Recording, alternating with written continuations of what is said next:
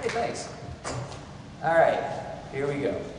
So lots changed in the last 15 years, especially for media creators and artists. And what I'm going to talk about today has a lot to do with all of the arts, but I'm going to focus on the cartoonist because that's what I am after all. So I want to start with the definition. You're going to hear me use the word comics a lot, and I'm going to explain what I mean. The word comics refers to the medium itself, which contains graphic novels, comic books, and manga, just as painting includes watercolor, oils, and acrylics. So let's go into a conceit that we will all agree upon.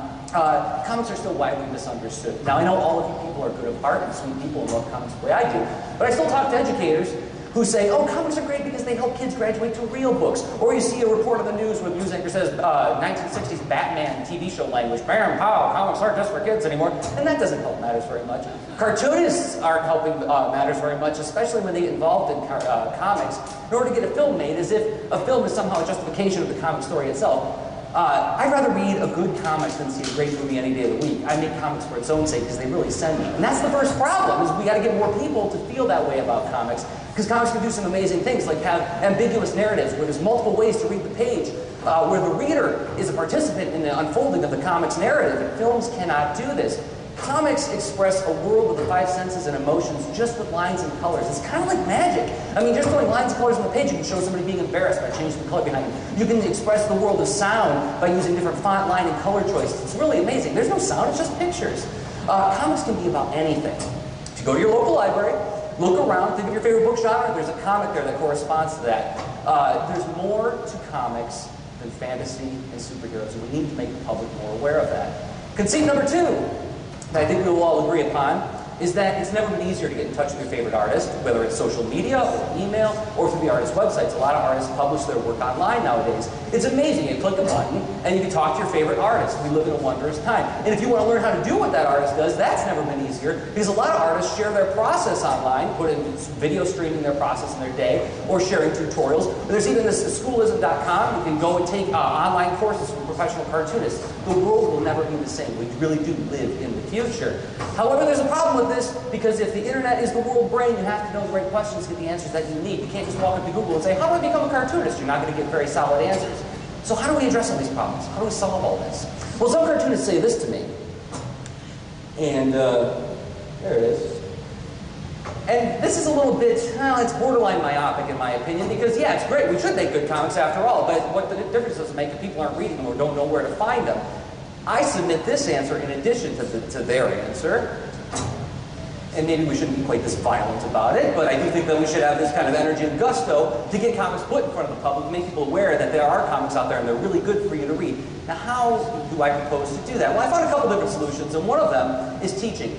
I teach comics workshops and multi-week comics classes all around the state and beyond. And in my classes, I open up the process of making comics, which informs my students, makes them better readers, and gets them more excited about the comic book medium. There's other benefits to this. First of all, kids want this stuff. If you put this stuff in front of them, they get really excited about it. Parents will participate, which is a great opportunity for the artist or cartoonist to educate the parent that this stuff is good for your kids to read, and maybe you should be reading some too. Libraries really do want this stuff if they can outreach to them. But you don't have to teach.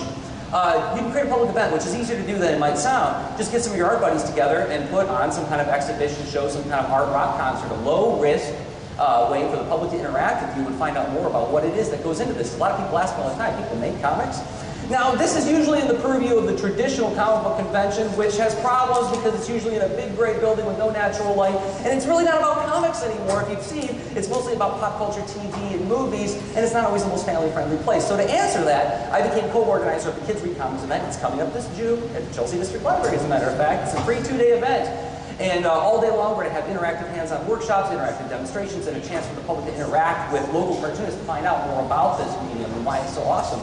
I also serve as an advisor to the Ann Arbor Comic Artists Forum, which is a free monthly event where we bring in guest speakers from around the state. They do a presentation, and it concludes with some hands-on interactive drawing events with the local artists, free to the public. So what does this accomplish? Well, besides fostering a deeper appreciation for the medium, which is important to me, this is a rich interactive experience that the internet just cannot provide. So how do we get involved? Well, cartoonists, if there's any out there listening,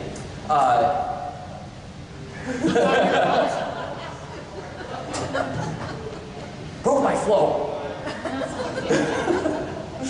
So cartoonists, if you want to get involved, contact your local libraries and all these other places and have a plan. Don't just say, I want to lead a comics workshop in your place. And educators and librarians, there are tons of cartoonists in the state, and you can find them really easily. Just go to some local shows, and the ones that are really personable and friendly and good to talk to usually make good presenters. So I want you two groups to get together, make more comics events, and I thank you for your time, and okay, good night.